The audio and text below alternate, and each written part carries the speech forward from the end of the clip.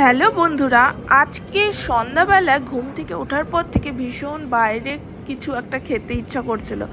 তাই বেশি দেরি না করে আমি আর রিন্টু সোজা চলে গেলাম মিত্র ক্যাফেতে। আর এই মিত্র ক্যাফেটা শিলিগুড়ির কসমস মলে।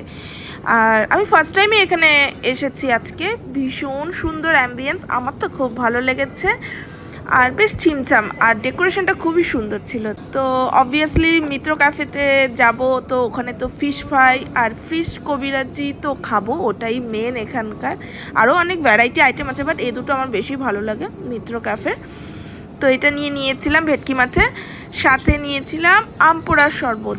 দারুণ ছিল খাবারগুলোর টেস্ট, যে এত ভালো ছিল তোমাদের কি বলবো, দারুণ দারুণ। আমার খাওয়া দেখে নিশ্চয়ই তোমাদেরও খুব খেতে ইচ্ছা করছে, তো প্লিজ লোভ দিও না কিন্তু কেউ।